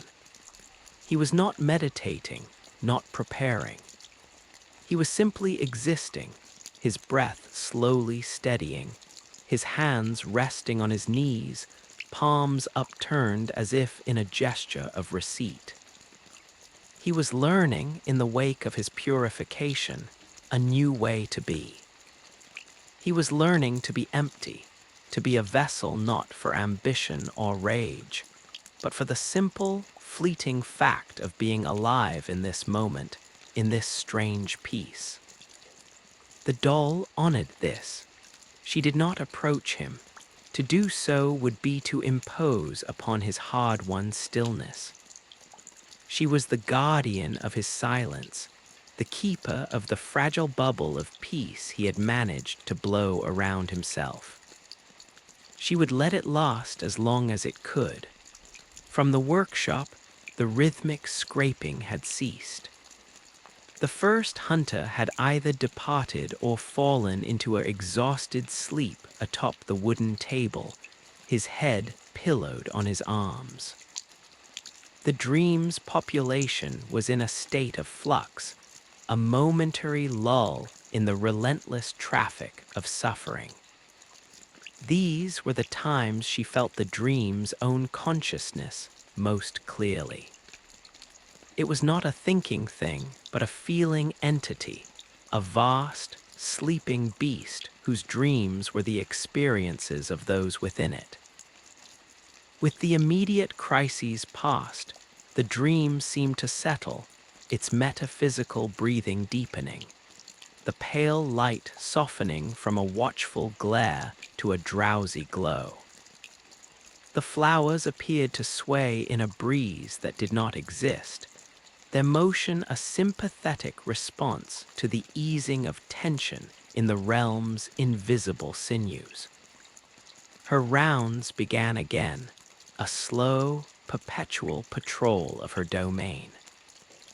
She passed the headstone the poisoned hunter had used, and the stone itself felt different, cooler, somehow, and slightly brittle, as if the toxic energy of his arrival had leached some of the vitality from its substance. She laid a hand upon it, and a shiver of the lingering sickness traveled up her arm, a ghost of the cold she had absorbed. She pushed back against it, infusing the stone with a pulse of the dream's foundational energy, the collective, structured sorrow that was its bedrock.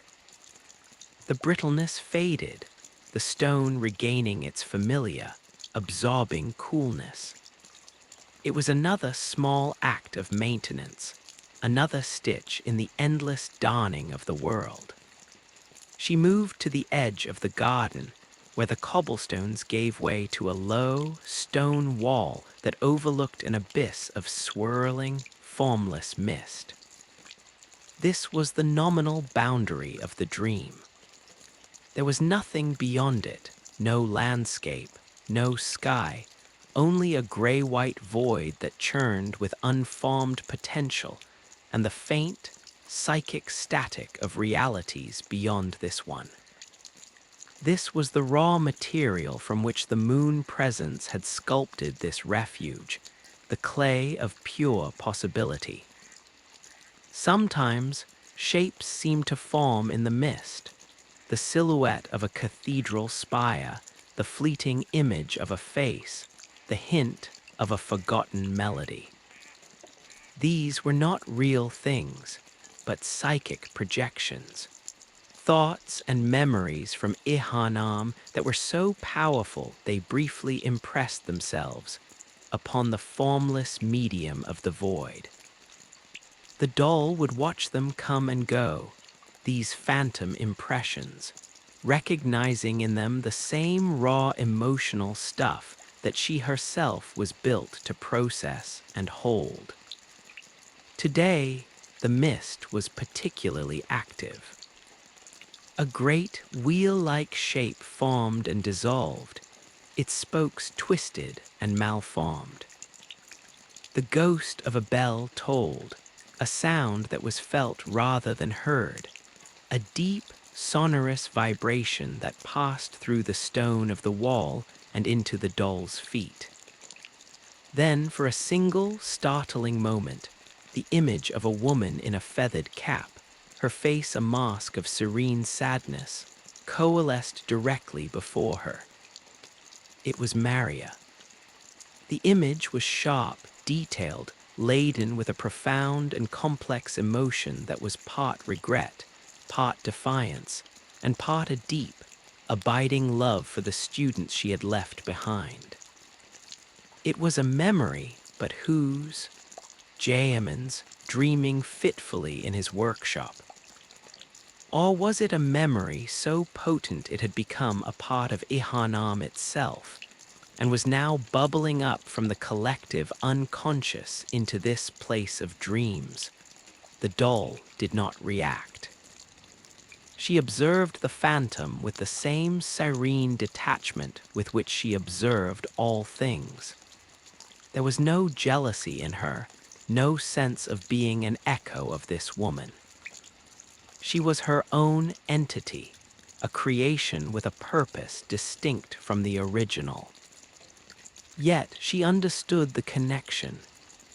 She was a vessel for gehrman's memory of Maria's compassion, stripped of her pride, her violence, her ultimate despair. She was the essence without the tragedy, the comfort without the complicated history. The phantom Maria looked through her, its eyes seeing nothing. And then it dissolved back into the churning mist, leaving behind only a lingering scent of old roses and a faint, metallic tang that might have been blood or might have been tears. The encounter left a new resonance in the air, a flavor of a sorrow that was both more personal and more resolved than the frantic, immediate pains of the hunters. Maria's was a finished story. Her lament had reached its conclusion. The laments the doll dealt with were ongoing, raw, and open-ended. They were wounds that had not yet scarred. The presence of this completed grief was a strange, quiet comfort, a reminder that stories could, in fact, end. A soft chime echoed through the dream, a sound that seemed to come from everywhere at once.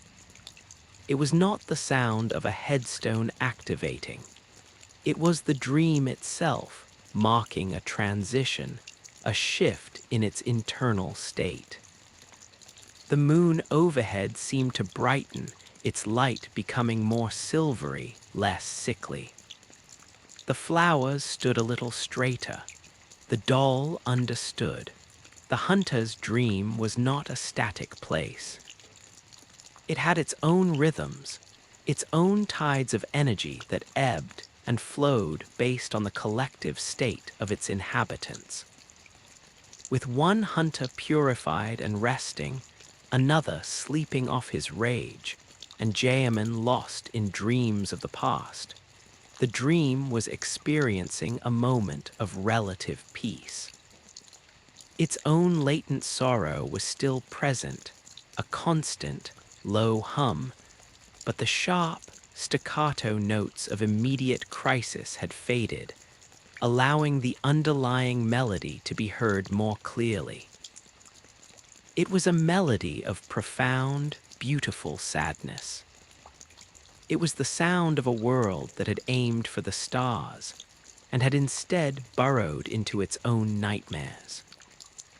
It was the sound of love that had curdled into obsession, of healing that had become a plague, of prayers for salvation that had been answered by a lonely, childless God. The doll was this melody given form. Her every movement was a note in its composition. Her stillness was its rest. She returned to the center of the garden, to the small, clear space where she did her most vital work.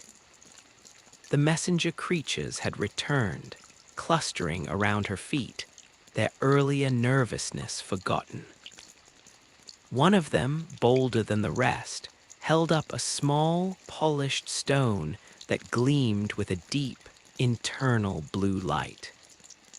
It was a cold blood dew, a fragment of solidified life essence, a thing of pure, gentle memory.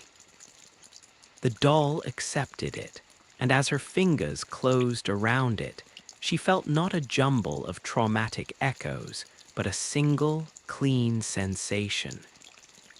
The memory of a small child, long since gone, skipping a stone across a placid lake on a summer afternoon. It was a perfect, self-contained moment of joy, utterly devoid of the taint of Yharnam or the hunt. It was a treasure. She held the dew for a long time, allowing its pure, simple happiness to radiate through her. It was a balm, an antidote to the serpent's whispers and the psychic poison. It did not erase the sorrow, nothing could, but it placed it in a different context. It was a reminder that the world the hunters fought to protect, or to avenge, had once contained such moments. That innocence had existed before the fall. This tiny, blue stone was a fossil of a lost world, and in holding it, the doll became its museum, its sole protector.